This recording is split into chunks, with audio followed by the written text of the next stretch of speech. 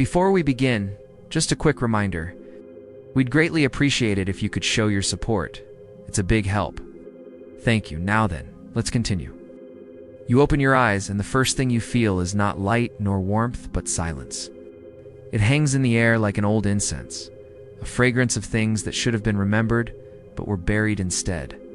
You stand before a darkness that is not hostile, only heavy, as though the centuries themselves have gathered dust and laid it across the lips of the world.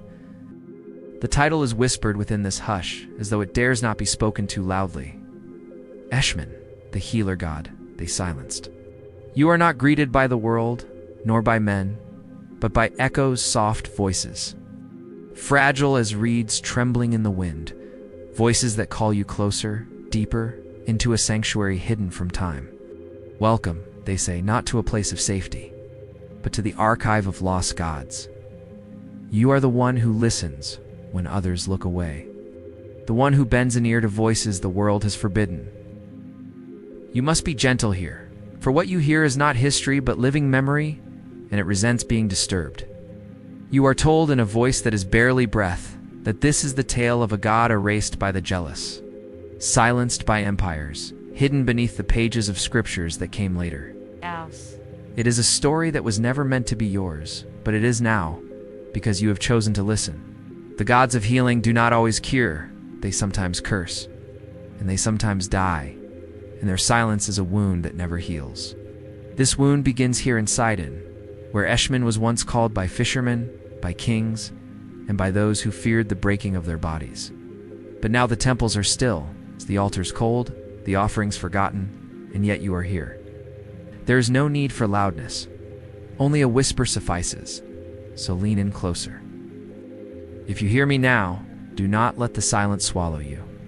Instead, let it bind you to the words. 4 words are all that remain. In this archive, each breath is recorded, each whisper marked, each listening soul counted. So if you have not already, pause, like, subscribe to the silence itself, leave your trace among those who remember. Speak in the comments as though they are incantations, fragments of remembrance. For every word written keeps the god's shadow alive. You are part of this keeping. You are part of this forbidden ritual of memory. The name Eshmun is sacred still, even when uttered as a ghost. It has been carried through centuries of dust, war, erasure, and exile. Once upon a time, his hands healed the sick, soothed the dying, and blessed the children of Sidon. But such blessings are never tolerated for long. Power devours. Empires burn. Memory collapses. And what remains is silence, like the silence you now hear. The story you are about to descend into is not merely a tale of myth, nor of medicine, nor of gods who cured. It is the descent into a labyrinth where knowledge itself is forbidden, where healing is a crime, where silence is stronger than song. To walk here is to surrender the world you thought you knew, and to accept that the shadows beneath history are deeper than the daylight allows. You will hear of rituals that no priest dares to repeat aloud, of scrolls whose ashes are still warm, though they have been gone for thousands of years, of mysteries that scholars debated until their tongues dried up in the dust. You will hear the serpent hiss, see the altars crumble, feel the chill of rivers that once washed the sick clean of their pain. You will see the hand of Rome, heavy as iron, crushing the temples to sand, and you will taste bitter and sharp, the exile of silence. Eshmun is not merely forgotten, he is silenced. His silence is an act of violence, an exile imposed not by time, but by men who feared what his healing meant. And yet, even in silence, he lingers. You can feel him here, in the hush, in the shadow, in the breath you now hold between your teeth. Listen carefully, for once this story is told, it cannot be untold. The silence will take you whether you wish it or not. You have entered the archive. You've crossed the threshold. This story is no longer outside of you. It has taken root, and it will not leave you easily. Prepare yourself. For this journey is long 15 chambers of memory, each deeper than the last, each darker, each quieter. You must hold the candle steady, for the wind of time will try to extinguish it. But if you are listening still, if your breath is not broken, then you are ready. Welcome, seeker. Welcome to this place where the past clings to the stones like moss, where the echoes of ancient whispers still linger. I am here to guide you through the labyrinth of ages, to help you find your way in the ruins of time. We begin our journey in the hushed chambers of the forgotten temple, where the air is thick with the scent of ages past. Before you stretches a courtyard choked with weeds and crumbling stone, a place where the faithful once sought solace and healing. You run your fingers over the weathered marble, feeling the ghost of oil, the relic of centuries of anointings. Here, in this forsaken corner of Sidon, the sick once gathered in solemn silence, their bodies trembling, not with fear, but with hope. They came to the temple of Eshmun, not to be entertained or lectured, but to be touched by hands that knew no mortality, to feel the weight of fingers that held the essence of divinity. The common folk whispered that Eshmun's touch was medicine incarnate. He healed not just the wounds of the flesh, but the fractures of the soul. They spoke of his hands glowing faintly when pressed against fevered brows, of his breath calming the storms within the body, and of prayers to him going unanswered. And then, in the dead of night, under the silvery gaze of the moon, the rituals of healing unfolded. Sacred oils pressed from olives that grew only in consecrated groves were poured into vessels shaped like the serpent's coil. These oils, infused with the essence of Eshmun, were mingled with herbs, bitter, sharp, and intoxicating, whose names were never committed to scroll or tablet, but passed down through the spoken word, memory to memory. With these sacred elixirs, they anointed the sick, drawing forbidden sigils upon their skin, shapes that twisted the laws of flesh and spirit alike. It was said that the symbol of the spiral, traced in secrecy, could return broken bones to wholeness, could draw out sickness like poison from a wound. But this knowledge was dangerous. For symbols hold power, and power ungoverned becomes a threat. And so the authorities whispered the rites were called heresy. They saw not healing, but rebellion, the intrusion of a god who did not bend to their order. Healing was not free. It was not supposed to spring from mystery, from touch, from whispered names. Healing was meant to be controlled, rationed, codified by those in authority. And so Eshmun's hands, the very hands that mended, became a menace. To heal outside their sanction was to defy the state. To practice forbidden symbols was to court silence. There is a tale, faded and fragile as a tapestry woven with moonlight, of a child brought to the temple in the last hours of his life. His lungs rattled like reeds, his body shuddered with each shallow breath. The priests of the temple laid him on the altar, and with trembling hands, they traced upon his chest the spiral, the forbidden sign. The boy's breath hitched. The people gasped, fearing death. But then he inhaled deep and clean, as if the sickness had been washed from him. He opened his eyes, and they were bright with health. The boy lived, yet in some secret annals, the story records the child as dead, which is the truth, which is the lie. The mystery remains tantalizingly unsolved, and perhaps it is better that way. For centuries, the scribes argued about this tale until their ink ran dry. Some saw it as allegory, a metaphor for the city's recovery after the plague.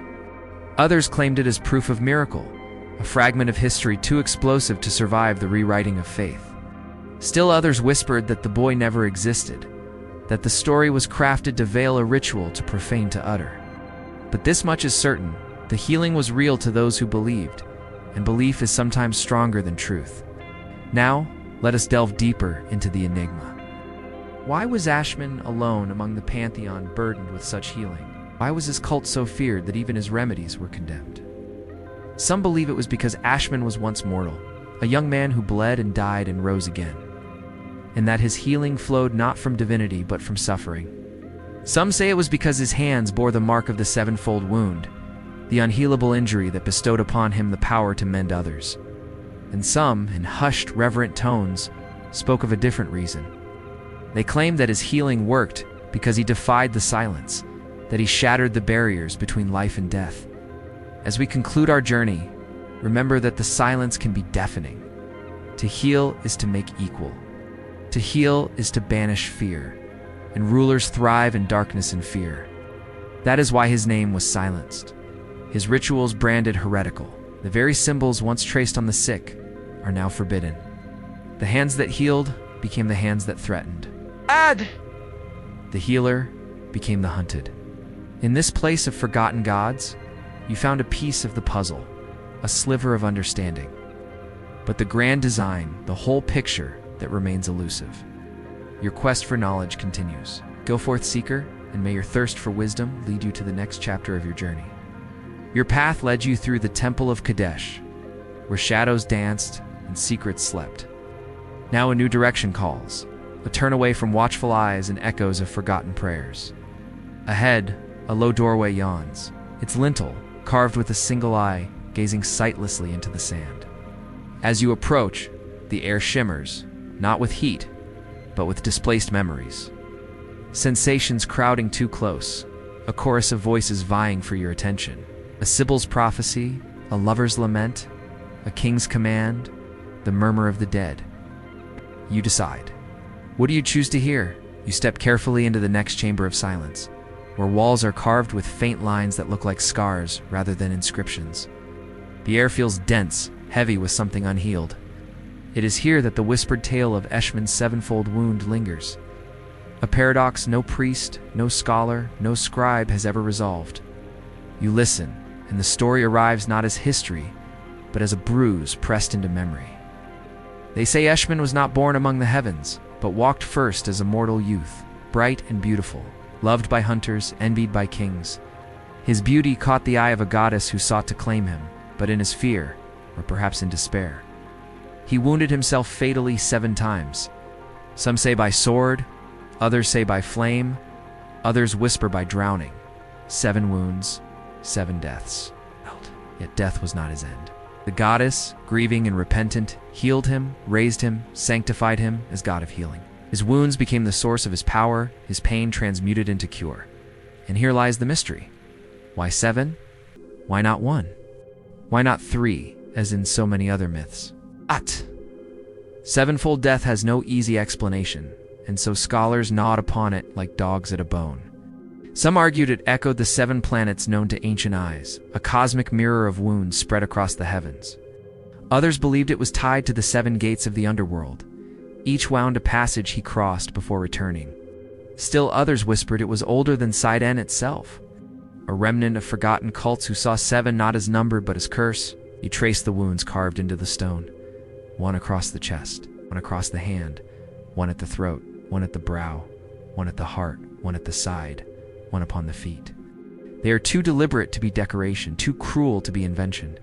Were these wounds literal, carved into a youth who bled beneath the trees of Sidon? Or are they metaphor wounds of spirit rather than flesh? No one can say, and the silence that follows each theory is its own condemnation. There was a ritual, whispered to have been practiced in the secrecy of groves.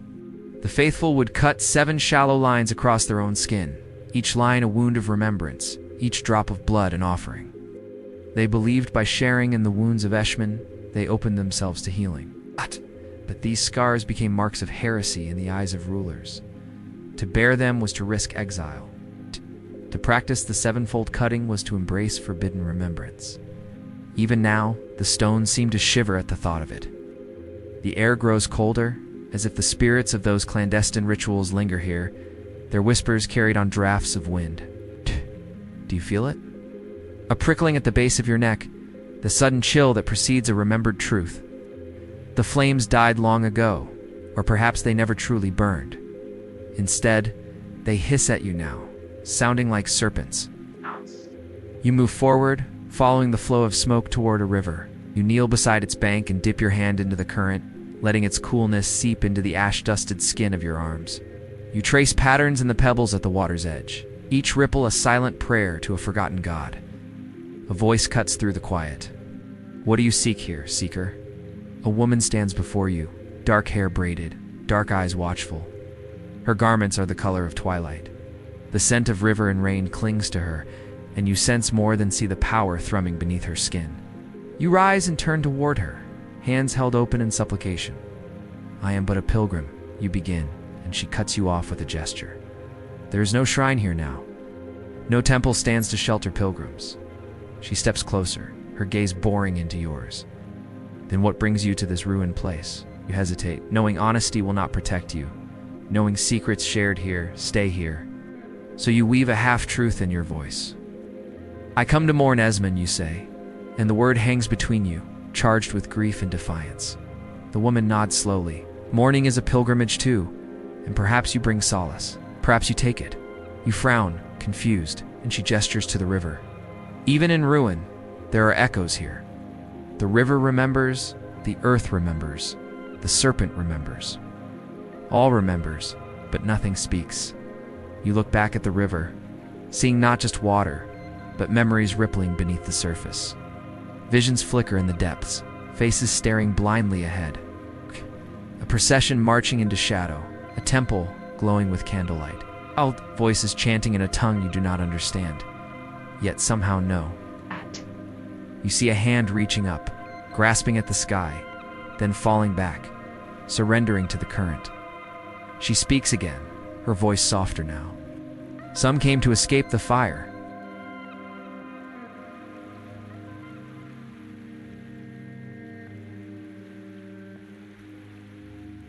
They say their souls linger still, trapped between worlds, forsaken by life, and rejected by death.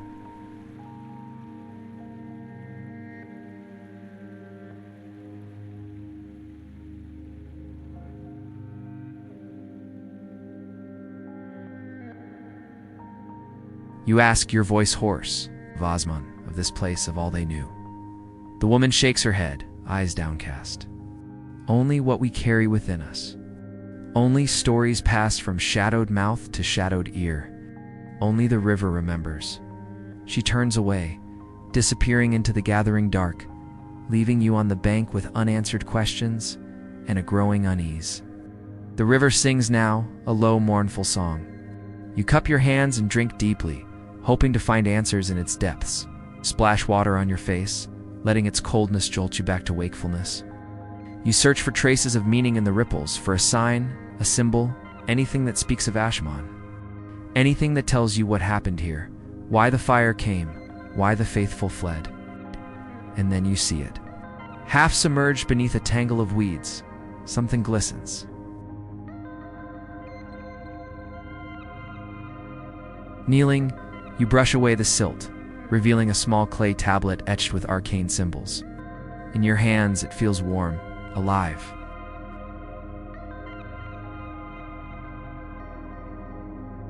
The symbols writhe beneath your touch, coiling and uncoiling like serpents, whispering secrets in a language older than words. The water around you churns, and from its depths rises a single lotus blossom, pure white against the murky water. You hold it in the palm of your hand, feeling its smooth petals, cool and dry, impossibly untouched by the water's chill. You close your eyes, inhaling its fragrance, and in that moment, you are not a seeker in a ruined place, but a priestess in a forgotten temple, about to perform a ritual as old as time. The heat shimmers off the sand. Your throat is parched, your footsteps heavy. From the distance, you'd heard the rush of water, seen the glint of sun on current. Now before you lies a pool, nestled in the crook of two hills, the only shade for leagues. In its depths, a single figure stirs. She rises as you approach, wiping water from her face, revealing eyes the color of the river itself. Who seeks solace from the sun, she says, her voice like rushing water. Must first quench their thirst. She gestures to the pool. Drink, stranger, and tell me, who are you? You hesitate, then bend to scoop up water into your hands. As it spills down your throat, you taste the river's song, its touch on your tongue. It tells of a long journey upstream, of rushing rapids and waterfalls hidden deep in mountains, of valleys where the current flows between emerald walls. Then the music shifts, turning minor, speaking of caverns where the river becomes still, where water sleeps and dreams of starlight, where time itself slows to a trickle. Finally, the song ends in a whisper, the pool's gentle lapping against the stones. When you look up, the woman is gone. The pool ripples faintly as though disturbed by a passing breeze. And yet you saw her move. You tasted her purpose in the water. The pool has a guardian. What secrets does it hold? What stories linger in its depths? With aching limbs, you decide to wait. Resting your head against a stone, you close your eyes, letting the heat creep into your bones. And as the sun climbs higher, you drift into a dreamless sleep. You awaken to the murmur of water. At first it's a lullaby, soft and soothing. But as you stir, it rises in volume, tumbling over itself, echoing through unseen caverns. You start upright, heart pounding, and scramble from the pool's edge. On the far side, you see the woman again, kneeling beside the water. But now her face is turned toward you, and in her hands, she holds something precious, something wrapped in linen, something that trembles as though alive. "What is that?" you call out, and the woman turns her head slowly. Her eyes seem to hold the wisdom of ages. "What do you seek, traveler?" she asks.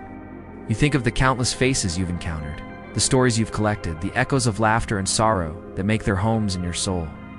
"I seek stories," you reply, your voice hoarse from thirst. And the woman nods, rising from her knees. "Then I have something to show you." She steps into the shallows, extending her arms toward the shimmering water. "What you seek is here," she says, "if you have the courage to hear it." You hesitate, fear tugging at your resolve, but something compels you forward. Each step into the water's embrace brings back the taste of that sweet, ancient song. As you wade deeper, the water envelops your feet, your legs, your body. You close your eyes, bracing yourself. And when you open them again, the world is transformed. Around you, the water shimmers, taking shape. Before you stands a city of light, its towers reaching toward the heavens, its streets paved with stars. Above, a canopy of swirling colors conceals a sky you no longer recognize. In the distance, a great temple beckons, its doors open wide. The woman smiles, her eyes crinkling at the corners. "Welcome," she says, her voice echoing with 1,000 whispers. Us. "Here you will find what you seek. Here your thirst will end." You stand on the threshold of a new understanding, the weight of ages pressing down upon you. But within the temple's embrace, there is solace, there is wisdom. And as you step inside, you know that the journey you've undertaken has been worth every aching step, every sacrifice made along the way. You walk forward, and in the dim light, the shape reveals itself. A staff, ancient, worn smooth by countless hands, yet alive with something more than wood. Coiled around it is the serpent, scales shimmering in a ghostly sheen, eyes aglow as though they hold the memory of every healing and every curse. This is the emblem whispered across centuries, feared and revered, forbidden yet never forgotten. Some say it was carved in the first bloom of civilization, back when the world was green and men were young. They say it belongs to a god whose name is lost, erased by priests, buried under layers of meaning, laws, and lids. He was called Eshmun, Lord of Sidon, some say, or Eshmun, the healer. Others whisper. His true form is unknown, though some claim he walked as a man among men. And when he passed, flowers bloomed in winter, and the lame walked. His symbol alone remained, and it was potent. The serpent of Eshmun was not merely a creature, it was a symbol, a paradox, a heresy made flesh. You were told in hushed voices that the serpent was once the guardian of his temple, not carved or painted, but living. It slithered across the altars, coiling around the wounded, tasting their breath with its tongue. Where it touched, fevers broke. Where it watched, pain eased. Some swore that its venom, when diluted in sacred water, became medicine, capable of curing ailments no herb could reach. Others whispered that the venom in higher measure was death itself, swift and merciful. Thus the serpent became both life and death, cure and curse, held in balance only by the hand of the healer. This balance terrified rulers. To hold in one hand the power to save, and in the other the power to kill, was too much for a god who could not be controlled. And so, when the serpent was carved into staffs, painted upon walls, traced into the sand during rituals, it was condemned as heretical. The authorities demanded its erasure, yet the people carried the symbol in secret, scratched into pottery, hidden beneath garments, woven into patterns too obscure for the uninitiated to see. To bear the serpent was to declare loyalty to Eshmun, even when his name could no longer be spoken. The unsolved mystery is this: who took the serpent and made it theirs? For later ages would see it again, reborn as the staff of Asclepius, absorbed into Greek tradition, paraded as though it had never belonged to Sidon's god. Scholars debate endlessly whether the Greek emblem was a theft or a shared inheritance. Some argue that healing cults flowed naturally between Phoenician and Hellenic worlds, that serpents belonged to no one. Others insist that Eshmun's serpent was stolen, its meaning rewritten, its silence forced. The staff remains, but whose hand does it truly belong to? No one can answer, and the silence coils tighter with every question. There is a tale, told in whispers and condemned as heresy, of a forbidden ritual called the venom draft. The faithful would milk venom from serpents coiled around temple stones, mixing it with honey and bitter herbs. They would drink it in small measure, enough to burn the tongue, enough to bring visions. In these visions, they claimed to see Eshmun himself, walking through fields of light, touching the sick, and drawing their pain into his own body. They woke healed, their fevers gone, their wounds closed. But the ritual was dangerous and unsanctioned. Healing that required neither temple tax nor imperial priest was intolerable. You stare at the serpent now, its body glimmering with whispers. You feel both comfort and dread, as though it knows your secrets. Its gaze lingers on you, unblinking, and you realize what it represents. Healing is never pure.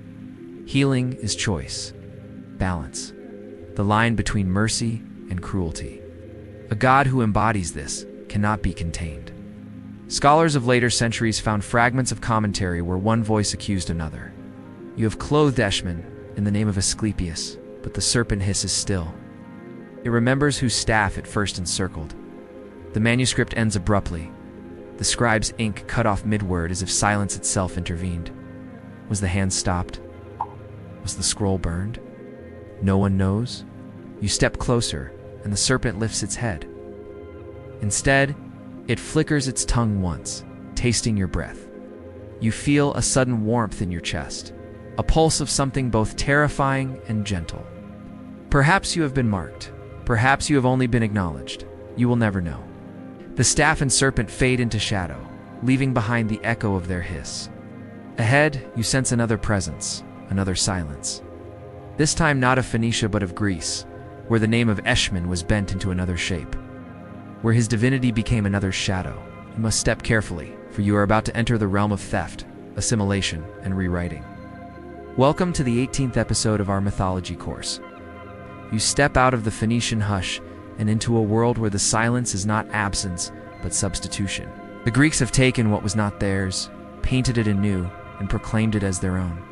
Here, in marble courtyards and amphitheaters, the name of Asclepius resounds with reverence. Yet beneath the echo, you hear another syllable older, softer, forbidden. Eshmun, the healer of Sidon, has been clothed in another body, wrapped in another myth, forced into another name. His serpent staff reappears, unchanged yet altered, its hiss now spoken in Greek.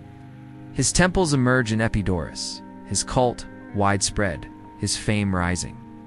And yet in every shadow of the marble columns, you sense the ghost of the Phoenician god, silenced but not gone. You walk through a hall of statues. One shows Asclepius, beard flowing, eyes serene, hand upon a staff coiled with serpent. Worshippers lay offerings at his feet. They whisper prayers for healing, for mercy, for relief from suffering. But in the silence between their words, you hear the truth. They are calling to a god whose roots lie not in their soil, but in Sidon's forgotten groves. The assimilation is too neat, too convenient. Was this honoring, or was it theft? No one agrees. Scholars, priests, historians all have written, debated, denied, yet the silence beneath persists. An obscure account tells of sailors from Sidon who brought their healer god westward. Their chants woven with salt air, their rituals carried across the sea. The Greeks listened, adapted, reshaped. Some say it was cultural blending, a natural merging of myths in a world without borders. Others whisper it was deliberate appropriation, the silencing of a foreign god by drowning him within a familiar frame. Whatever the truth, what was once Eshmun became Asclepius, and the world forgot the difference. But there was resistance. In Sidon, priests continued to trace the spiral, continued to whisper the forbidden name. They accused the Greeks of desecration, claiming that Asclepius was a shadow, a pale reflection of the true healer. This heretical claim brought punishment. The temples of Eshmun were monitored, his rituals outlawed, his faithful scattered. Yet still the accusation endures, that one of the most revered gods of Greece was not born in Greece at all, but stolen. The unsolved mystery lingers. Did the Greeks know what they had taken? Or did they simply forget where the whispers had begun? A forbidden hymn survives, written in fragmentary Phoenician, preserved on a tablet unearthed in Sidon's soil. It speaks of the healer taken across the sea, whose name was bent but never broken. The hymn describes a ritual of dual invocation, where both names and Asclepius were spoken together in the same breath, one hiding within the other, one shadowing the other's sound. But the hymn ends abruptly. The final verse is missing, the silence heavier than words. You stand in the Greek temple now, marble bright, incense curling, voices rising in prayer. Yet you feel the fracture beneath. You feel that this worship is built upon an erasure. You sense the exile of the true name, the silence of a god who was not killed, but swallowed whole. And you realize exile is not always absence. Sometimes exile is disguise. Sometimes exile is shadow. The serpent hisses again in your memory, reminding you of what came before. You understand now that silence itself has many forms: burning, drowning, assimilation. Each time Eshmun was silenced, he returned in another mask. But in each mask, his true face grew dimmer, his true name quieter. You wonder how long a god can survive in shadow before vanishing entirely. You turn away from the marble halls and step once more into darkness. Ahead lies another memory, not of stone or fire, but of soil. Smell earth, damp and fertile. You see shapes of leaves glistening in moonlight, gardens that bloom where tears once fell. These are the forbidden gardens of Beretus, where silence and remembrance entwine like roots. When you entered this place, the air itself felt thick with stories half remembered, with blooms that bloomed only in moonlight, and whispered secrets of sorrow turned to strength. What tales clung to these ruins? What rites echoed here in the stillness? Here in the gardens of Beretus, where legend said the sevenfold wounded Eshmun wept his divine tears and birthed flowers that glowed with inner light. The very ground beneath your feet thrummed with a latent magic. Here where the god of healing shed his sorrow, turning anguish into blossoms. These were no mere flowers. Each bloom held a fragment of Eshmun's essence, they said, and each blossom tasted on the tongue was a communion with the divine. A communion that brought not ecstasy, but an unsettling quiet. Fevers broke, anxieties lifted, and grief softened into something bearable. That was the gift, the curse, and the danger of these gardens. They healed not just the body, but the mind. And that was heresy to those in power. For how could a mortal find peace when kings and queens writhed in unrest, when generals ached with ambition, when priests hungered for dominion? Those who bloomed in darkness were cut down, their roots ripped up and salted, their petals burned. But still, the faithful came. They returned again and again to the ruined gardens, gathering in the pale moonlight to pluck a single blossom and let its ghost taste linger on their lips. They walked the tangled paths, breathing in the phantom fragrance, and wove prayers into the shadows. Their silence was a ritual in itself, a communion with something eternal beneath the soil. Were these gardens real, or merely an allegory? Was Eshmun truly wounded in Beretus, or was that just a story? The records are frustratingly vague, the text half erased, the scrolls too brittle to translate, the clay tablets broken into fragments. All that remains are tantalizing glimpses, half whispers of something profound lost. But in the midst of the ruin, there is one small detail that catches your eye, a single carving half hidden in the crumbling stonework. It is a spiral, a design that appears again and again in the most unexpected places. Here, a spiral winds around a column. There, a spiral is etched into the surface of a shattered altar. Further on, a spiral is inlaid into the flagstones beneath your feet. And at the very center of the ruins, a spiral is carved into the base of a fountain, long dried of water. It seems almost accidental, this repetition. And yet there is something powerful about these spirals, something that resonates deep within you, stirring half-forgotten memories, or perhaps a premonition of things to come. What do these signs mean? Where else will you find them? And what purpose do they serve? Do they mark pathways, both seen and unseen? Are they keys to something hidden just beyond your perception? Or do they signify a wound, a place where something has been lost or severed, never to be whole again? The answer, like so much here, is lost to time and silence. But the spirals remain, beckoning you forward, promising revelation, perhaps or maybe peril. Only your steps can follow where this path leads, and what truth it will uncover. You step into a courtyard of stone. The air is colder than the river and heavier than the smoke of burned scrolls. Before you stand the altars of Sidon stripped bare. Their surfaces are weathered smooth by wind and rain, their once sacred grooves filled with dust. No offerings rest upon them, no incense coils upward, no chants vibrate the air. They are hollow, emptied of sound and memory, monuments not of worship but of silence. And yet you feel their weight press upon you as though the absence itself is alive. These are altars that once sang with devotion to Eshmun, where oil lamps flickered, where the sick were laid upon stone to receive healing hands. But now they are nothing more than stones, and silence is their only liturgy. You kneel beside one and place your palm upon its surface. The cold seeps into your bones. You feel a faint pulse beneath the stone, as though something still beats within, a memory refusing to die. For centuries, the faithful whispered that even when the altars were stripped, the stones remembered. Every sacrifice, every prayer, every forbidden name. To touch them was to join a chorus of silence, to hear words long buried echo faintly in the soul. The rituals once performed here were forbidden precisely because they were too intimate to direct. It is said that upon these stones, priests traced the spiral with blood drawn from their own palms, mingling their pain with the pain of the supplicant. The act was not sacrifice to appease, but sacrifice to join healer and patient becoming one, wound and wound binding together, pain transmuted into cure. Such rituals blurred the lines of authority, challenged the hierarchy of priest and ruler alike. To them, it was heresy. To the faithful, it was salvation. And so the altars were silenced, their stones washed clean, their rituals condemned. The unsolved mystery lies in what happened during the final ceremonies before the silence fell.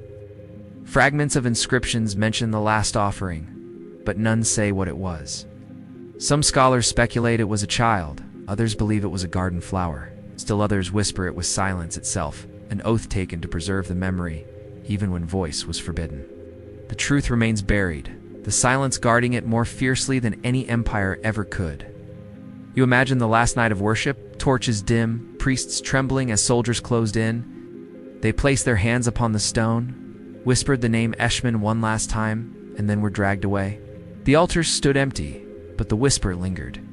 That whisper is still here, beneath your palm, thrumming faintly like a heartbeat.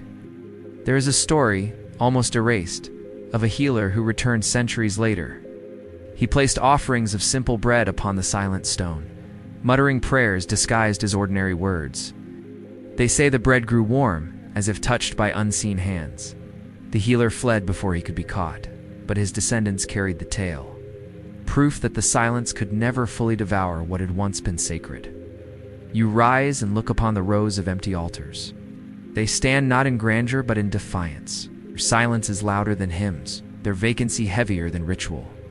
You understand now that silence itself can be worship, that absence can be a form of presence, that forgetting is never complete. The archive holds these altars not as relics, but as warnings. What is silenced grows heavier, denser, until it shapes even the air around it.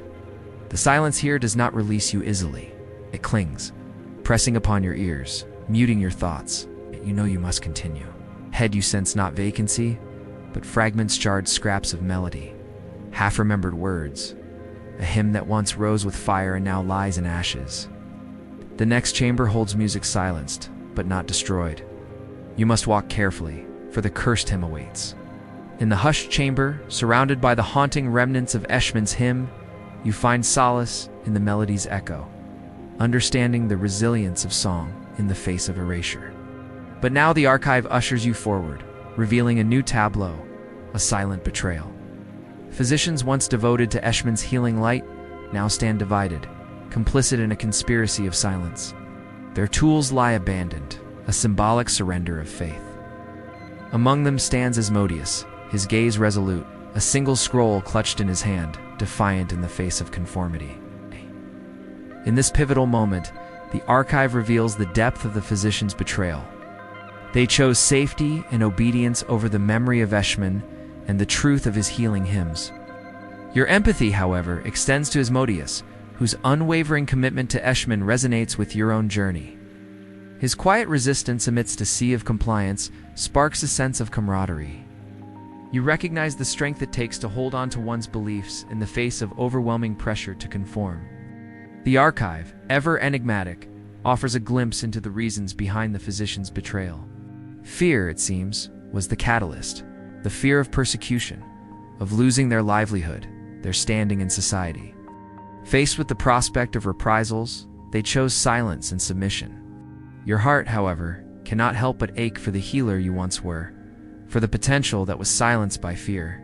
You see the reflection of your former self in the eyes of these physicians, a reminder of the choices you've made and the path you've left behind.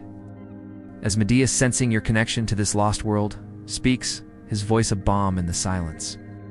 He tells you of Eshmun's fading presence, how his teachings were twisted and distorted, until they became unrecognizable. Despite the betrayal, he clung to the hope that Eshmun's light would one day shine through the cracks in the darkness. Your journey through the archive leads you to the heart of the physician's conspiracy, a chamber dominated by a massive tome, the Physician's Codex. Its pages, filled with Eshmun's teachings, are being methodically rewritten, erasing any mention of the healing hymns or the rituals that connected them to Eshmun. The very essence of Eshmun's divinity is being purged from their sacred texts. At the center of this erasure stands Valerius, a physician who once walked the path of healing alongside you. Now, however, he is consumed by ambition, seeking to advance in the ranks of the authorities by perpetuating their agenda of silence. Your confrontation with him is not just a battle of wills, but a clash between two opposing visions of the world. Between Erasmus's light and the encroaching darkness. In this pivotal moment, the archive offers you a choice, a chance to rewrite the narrative, to restore at least a fragment of Eshmun's legacy by preserving his hymn. The decision is yours. Will you choose to preserve the hymn, ensuring that at least a fragment of Eshmun's legacy lives on? Or will you follow a different path, perhaps seeking to confront Valeria and the others, hoping to awaken their memories of Eshmun and the power of the healing hymns? Your choice will shape not just the fate of Eshmun's memory, but your own journey through the archive. The archive is a realm where memories reside, waiting to be rediscovered or lost forever. Here, amidst the fragments of Eshmun's hymn, you have a choice to make, a choice that echoes with the potential to rewrite the past or perpetuate its silence. The fate of a forgotten god and the echoes of your own journey lie in the balance. Which path will you choose? The path ahead is long, and the sun climbs higher, draining your resolve like water from a broken skin. But you push on because there is more to know, more to understand, more to master. Ahead, the landscape shifts. Gone are the crumbling columns and weed-choked mosaics. Here the ground is bare rock, wind-scoured and empty. Your pace quickens, instinct pulling you forward, deeper into the heart of the dead city.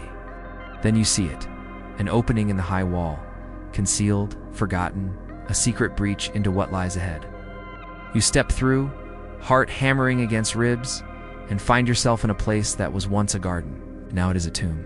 The air hangs heavy, thick with the scent of decay and dust. The silence here is sharper than a blade, cutting not from without, but from within. This chamber is filled not with ashes, not with altars, but with shadows of men in robes. Their hands were steady once, their voices devoted. Then you remember. These are the silent physicians, the keepers of secrets who walked the path of healing. They were physicians, healers, sworn by the name of Eshmun, the god of healing.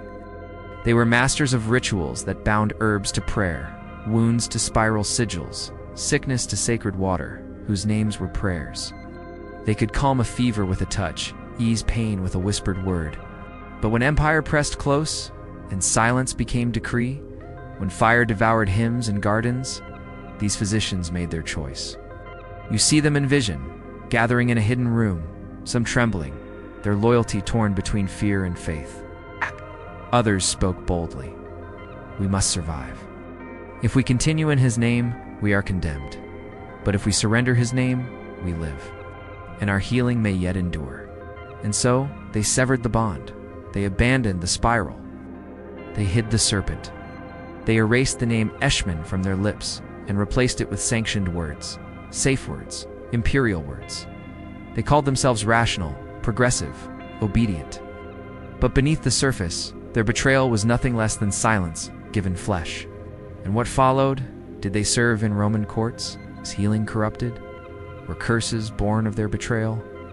With each step, the mystery deepens. The air grows colder, the shadows darker. You come to an altar, stark and cold, a monolith of black stone amidst the ruin. Here, where sunlight dares not touch, you sense the residue of a terrible choice. Here the physicians performed their forbidden ritual, a ceremony not to Eshmun but against him. Burning bowls etched with his symbols, staffs carved with serpents. They swore oaths to never utter his name again, believing that by burying his memory, they could save themselves. But some whispered that this was not preservation, it was corruption. For healing severed from divinity becomes cold, becomes control, becomes power without soul. And this chilling certainty echoes in the emptiness around you.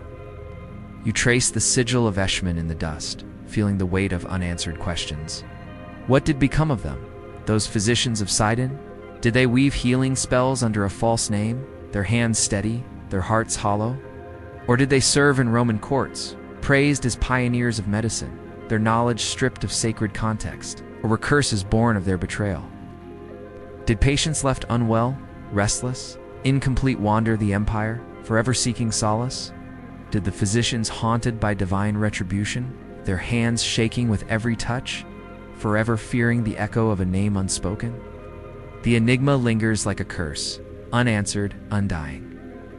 Ahead, the ruins grow denser, the silence heavier. You see the skeletal remains of temples, the iron grip of Rome, crushing devotion. You are about to witness the last stand of a faith, the final breaths of a dying god. The silence is about to roar. The ruins embrace you, their silence a shroud. You stumble through, heart pounding, breath catching. And as you do, the soil gives way beneath your feet. You peer over the edge and see, buried beneath centuries of neglect, the remnants of a people, a culture, a faith. And in that moment, you realize that some silences are not just absences, they are presences. They speak volumes without sound, stories without words. The silence of the oppressed, the conquered, the forgotten. And in this silence, Eshmun waits, his sanctuary lost to the sands of time. Worshippers scattered, his temples crumbled. His legacy reduced to whispered legends and fragmented scrolls, his presence fading like a dream. But perhaps it is in this very fading that his spirit persists. A testament to devotion and sacrifice, a challenge to conquerors, and a whisper to the faithful. Even in defeat, devotion echoes. In the face of overwhelming odds, the silent physicians of Sidon stand as a testament to resilience. Their story a haunting reminder of the cost of survival and the burden of choices made in the face of annihilation. You step forward, and the air thickens with the weight of empire. The ruins rise before you, jagged outlines of what once was sanctuary. See columns cracked, their bases scorched, the marble blocks scattered as if by an unseen fist. This was the temple of Eshmun, once adorned with gardens and pools. Once alive with chants and lamps, now reduced to stone husks under Rome's shadow.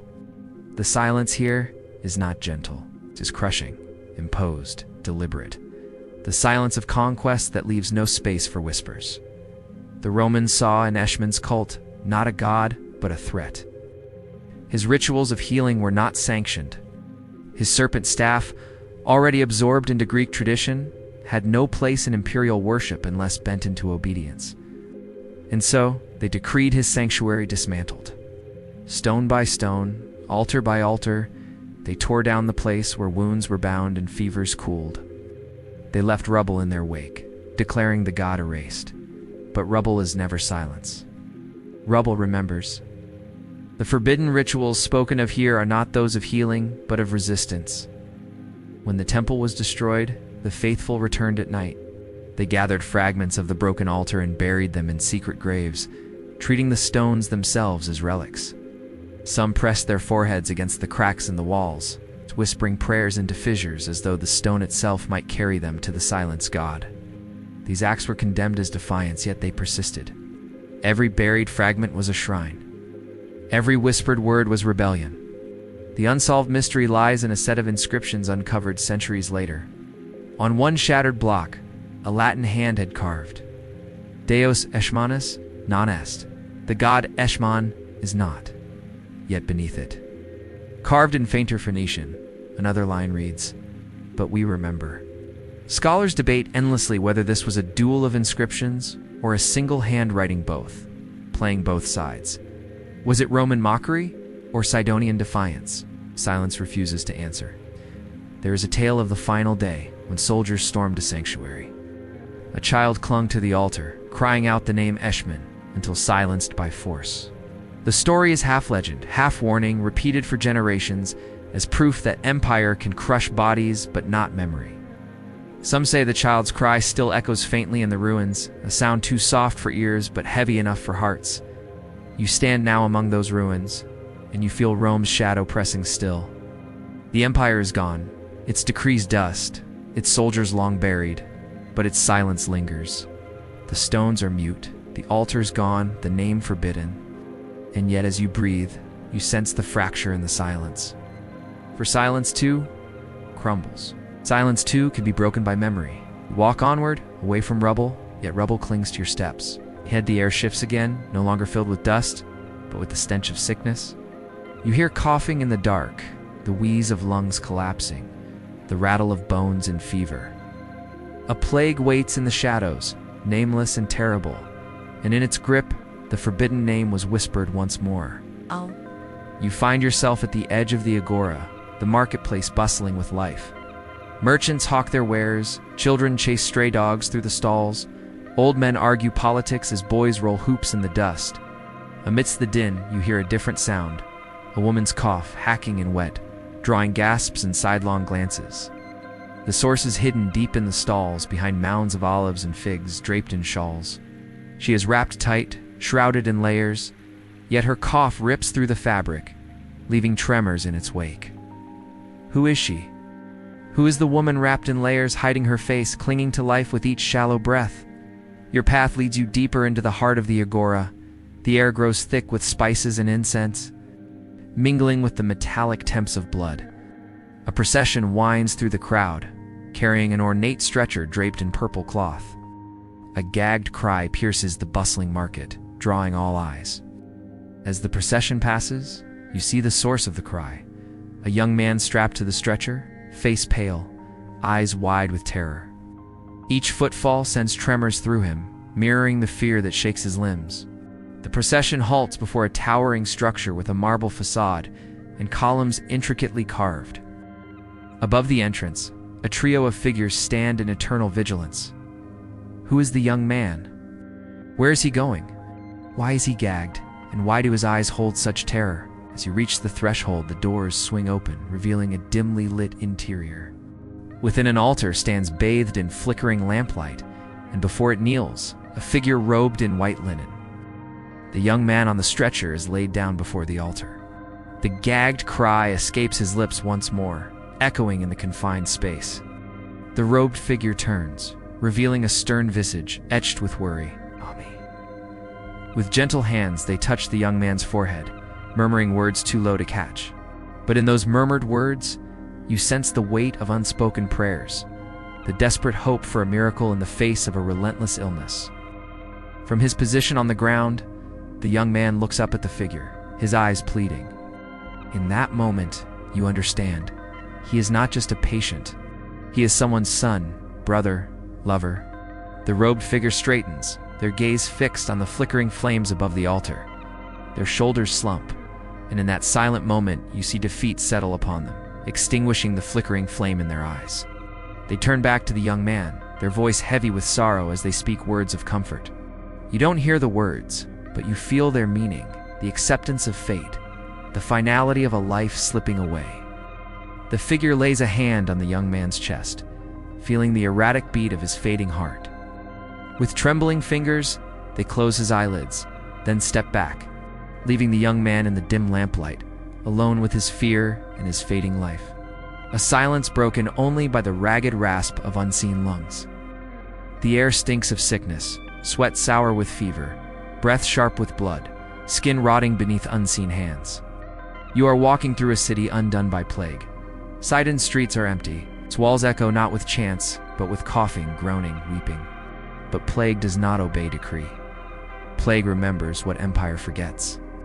And in the despair of dying, the people whispered his name again. They did not gather in temples, for temples were gone. They did not sing hymns, for hymns were ash. They whispered his name into the ears of children burning with fever, into mouths stiffened with death. And some, a few, opened their eyes again, as if the name itself carried medicine no empire could erase. The forbidden ritual during the plague was not elaborate, it was breath itself. A mother pressing her lips to her child's ear, murmuring the name 3 times. A healer tracing the spiral and soot upon a dying man's brow. The unsolved mystery of this plague lingers in the records. Roman scribes admitted a strange pattern. In certain households, survival rates were inexplicably higher. Yet the faithful whispered, it was not chance, it was the name. But the evidence dissolves into silence, as if history itself were too afraid to answer. A stranger leaned close, whispered the forbidden name, and she lived. It was not his name, it was him. The stranger vanished into the night, never to be seen again. Was it a priest, a physician, or the god himself, walking once more among the sick? The silence swallows the answer. You walk deeper, hearing coughs dissolve into nothing. And you understand now that silence cannot fully erase. Catastrophe remembers what empires wish to forget. Suffering revives the forbidden. Death itself becomes a ritual of resistance. This is not a city, not a crowd, but one single patient, the last believer, they say. The one who dreamed of Eshmun when all others had forgotten. Step carefully now, for you are about to enter the silence of a single soul. Silence heavier than the silence of empire, heavier even than plague. You step into a chamber where there is no sound, but the shallow pull of one frail breath. A woman lies upon a stone bed, her body thin, her hands trembling, her eyes fluttering between waking and death. No priest attends her, no family keeps vigil. She is the last, forgotten even by her own people, abandoned in a world where Eshmun's name has been erased from temples and scrolls alike. Yet here in the final silence of her life, she dreams. And in that dream, she sees him. The vision unfolds slowly. She sees a figure walking across a river of stars, wounds still upon his body, sevenfold and shining. His hands glow faintly, not with fire but with something softer, like moonlight trapped in water. He comes to her without word, without ceremony. He places his palm upon her forehead, and though she cannot speak, though her lips are dry, she feels his name ripple through her blood. Eshmun, it is not she who speaks, it is the dream itself. In her vision, she walks with him through gardens that bloom, though salted. Hears hymns sung though burned, touches altars though broken. She sees the serpent coil, the river cleanse, the plague bow, the fire dissolve into smoke. She sees all that has been silenced return in one breath. She knows in that moment that he has never left. He has only been waiting, hidden in silence, waiting for someone to listen. But outside the dream, her body trembles. To those who find her later, she seems delirious, speaking nonsense, muttering names no one remembers. They dismiss her words as madness, the final ramblings of a dying mind. They write nothing down. They tell no one. Her testimony is erased before it is ever recorded.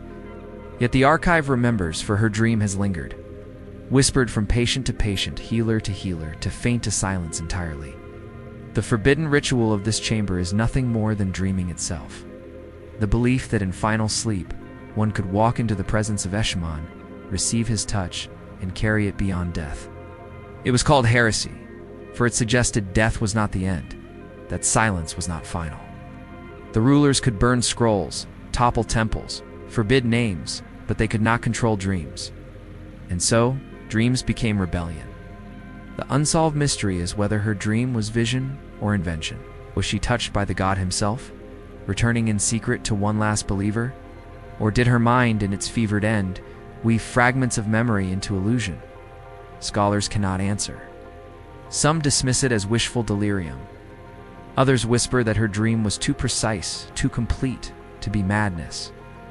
No evidence survives, only silence, and the whisper of her last breath. There is a legend, carried far from Sidon, of travelers who spoke of a woman's dying vision. They said she rose in the dream, stood whole, and walked away into starlight with the god at her side. Her body remained upon the stone, but her spirit left. Whether true or not, the story spread, carried like seed upon wind, sprouting in places where silence had never intended it to grow. You stand beside her bed now, watching her chest rise and fall, slower, slower, until it stills. The chamber is silent again, but not empty. For her dream lingers, and in that dream, the god walks still. You feel him near, just beyond the edge of sight, waiting, always waiting. You turn from her, your steps heavy. Ahead, you see the final chamber, deeper than all others, darker, more absolute. Here, silence is no longer absence or concealment or exile. Here, silence itself becomes the healer, becomes the curse, becomes the god. You must enter carefully, for this is the end of the descent, and the silence will not release you unchanged. You enter the final chamber, and here there is nothing. No altars, no fragments, no ash, no hymns, only silence, vast and absolute, pressing against your skin like deep water. Door. You realize now that this silence is not absence but presence, not void but density. It is alive, breathing, surrounding you with a weight that is both crushing and strangely tender. You feel your heart slow, your thoughts dissolve, your breath becomes shallow. In this silence you sense Eshmun himself, not in image, not in dream, but in essence, is not voice but hush, not touch, but absence of pain, not light but the closing of eyes. You remember the fragments of the journey, the wounded youth dying 7 times, the gardens blooming from tears. The serpent hissing from the staff, the altars, stripped the hymn, burned the physicians, betraying the plague, whispering the last patient dreaming. All of it leads here, into silence. And you understand now why empire feared him, why rulers burned his memory. For his gift was not merely healing, it was freedom. To be healed without cost, to find wholeness in sorrow, to receive mercy in silence. Such things unravel chains. Healing without hierarchy is rebellion. Silence without obedience is power. The forbidden ritual of this chamber is nothing you can do with your hands. No chant, no symbol. It is the act of listening itself. To hear silence and not flee. To enter it and not fear. The faithful who dared this ritual would sit in absolute stillness, closing eyes, opening palms, and let silence flood them until they felt wounds mend, fevers cool, grief soften. This was no temple, right? No priestly decree. It was intimacy with the divine without mediation, so it was condemned, forbidden, erased.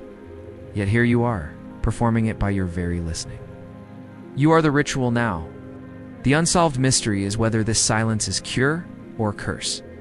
Some who practiced it emerged calm, whole, radiant with peace. Others emerged hollow, their eyes empty, their voices gone. Did Eshmun heal them or consume them? Did silence restore or did it erase? Scholars debate, but the silence offers no answer. It only waits, patient as eternity, letting those who enter choose their own fate. There is a final tale, whispered by exiles. They say that in the ruins of Sidon, one could still hear silence breathing, and those who lay upon the stones at night would wake healed or never wake at all. Some risked it, desperate for cure. Some were blessed. Some vanished.